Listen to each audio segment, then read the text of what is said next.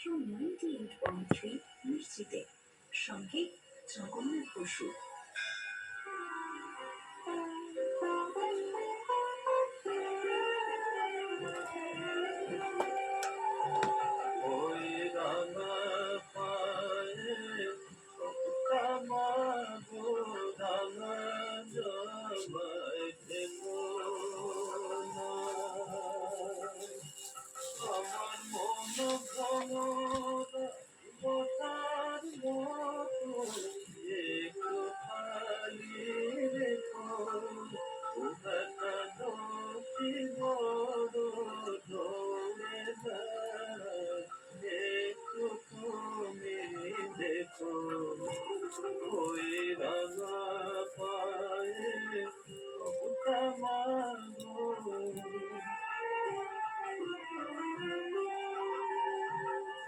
তোমাকে মা দিলাম রাখার ভার, সেবার থেকে মন্দ ভালো হবে মা তোমার। ওদের আমার থাকুন মনে মামা, একটু তুমি বকুল ওই রাঙা পায়ে আমার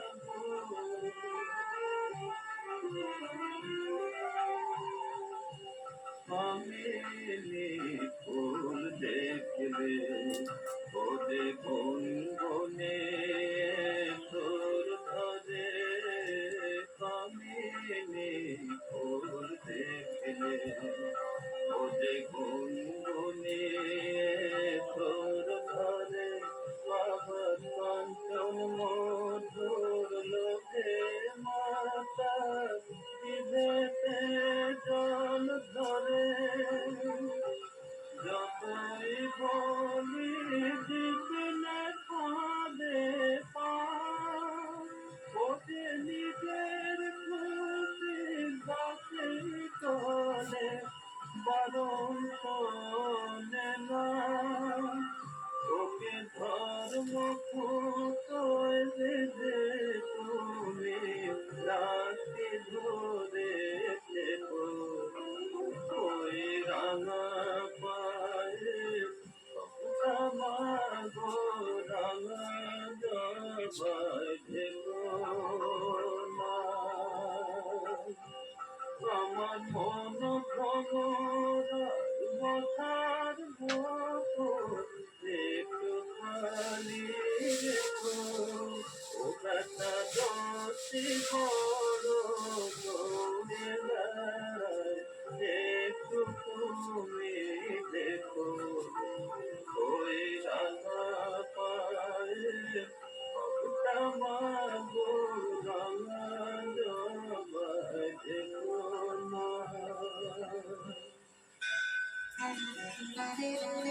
কেমন লাগছে কালী কথা? আপনার মতামত আমাদের জানান হোয়াটসঅ্যাপ করে 7890983983 নম্বরে। আর শুনতে থাকুন কালী কথা 98.3 মির্চিতে। ভোরের আলোর সঙ্গে মিশে যাক মায়ের আশীর্বাদ। শুনছেন 98.3 মির্চিতে কালী কথা সঙ্গে জগন্নাথ বসু। আমি সব ছেড়ে মাদর বলো মার রাঙা চরণ দুটি, এই তো আমার ব্রত।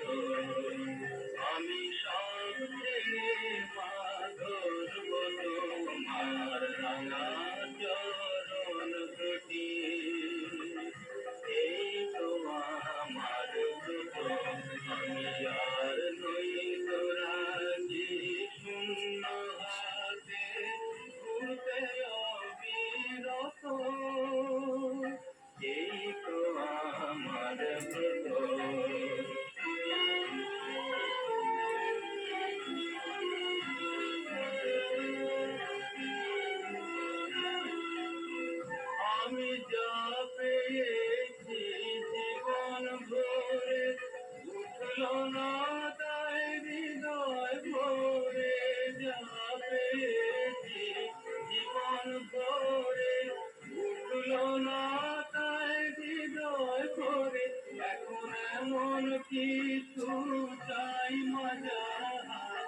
এমন কিছু যার মজা চিরদিনের মতো এই তো আমার ভেতর।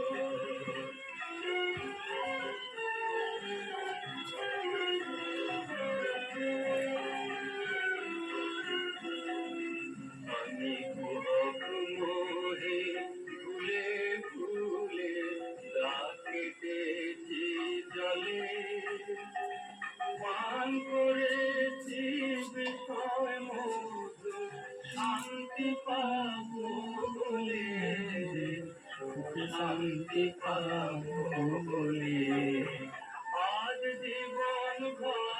ওম গণেশায় নমঃ, ওম গণেশায় নমঃ, ওম গণেশায় নমঃ। ওম বিষ্ণু, ওম বিষ্ণু, ওম বিষ্ণু। বিষ্ণু পর্ব দিলে কিংবা চরণ তৃষ্টানে শত্রু প্রভু নাই ক্ষতি করে সিরিয়ানি। ওম শান্ত সন্তুষ্ট।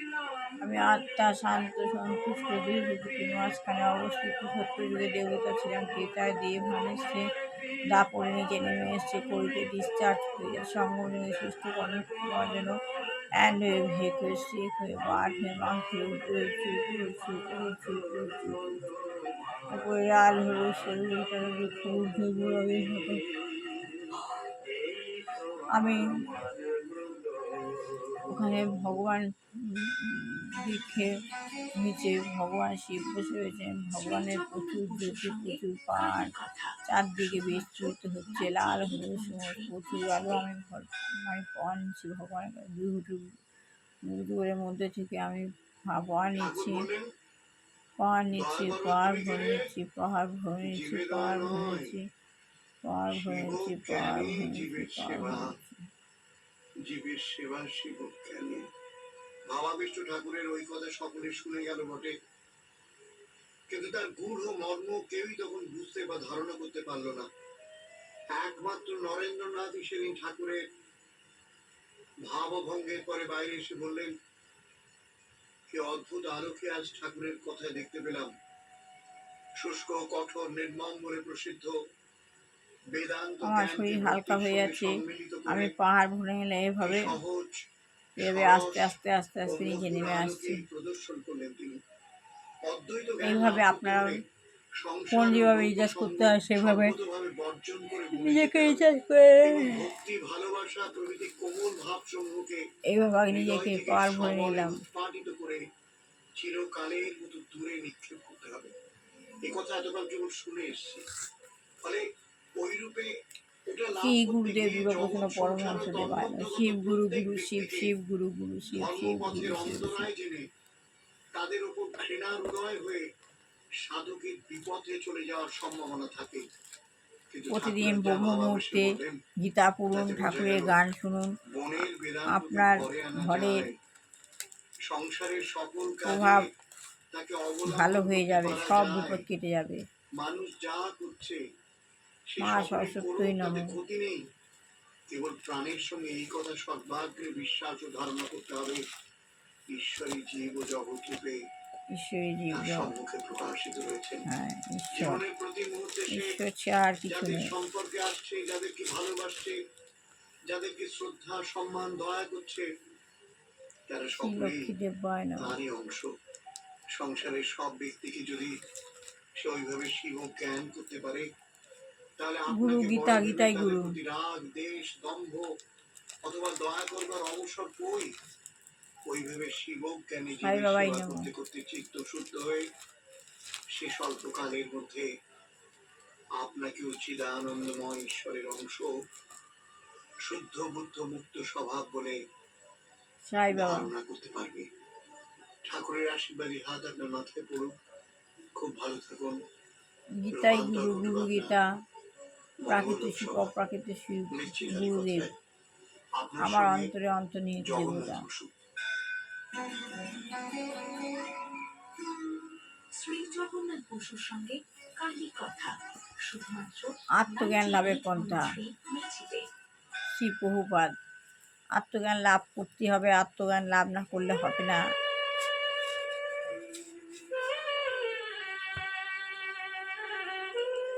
তাহলে এখানে আবার বলা আছে, এই পত্রিকা একটা পত্রিকা পড়ছিলাম যে সেখানে বেদকে একটি গাভীর সঙ্গে তুলনা করা হয়েছে।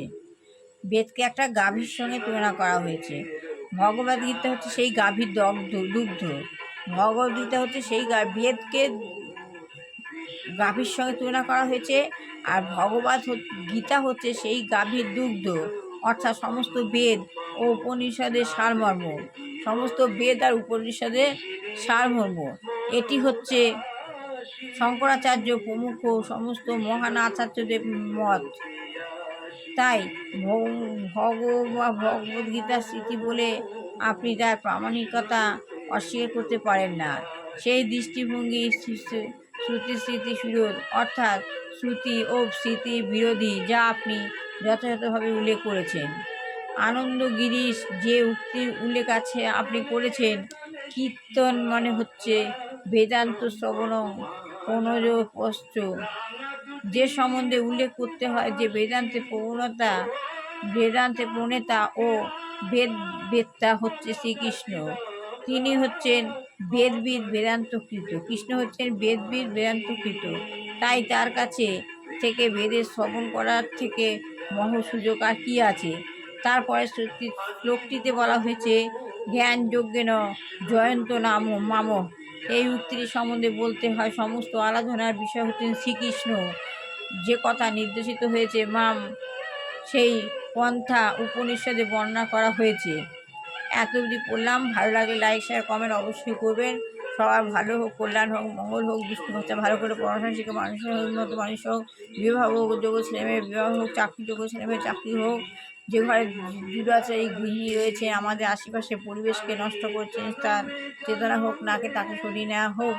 এছাড়া যে গৃহে দুরারোগ্য ব্যাধি, বৃদ্ধ বৃদ্ধা, যুবক যুবতী রয়েছেন, ভগবান তাদের মুক্তি দিন। মন্থন করুন বেশি করে, সবার ভালো হোক। যত মন্থন করবেন তত আপনি ভগবানের সামনে যেতে পারবেন। আর এটা দরকার আছে। সবাইকে মানুষ হয়ে জন্মেছি, সবাইকে আত্মজ্ঞান লাভ করতেই হবে। তার জন্য ভগবদ্গীতা পড়তেই হবে। এই বলে আমি শেষ করলাম।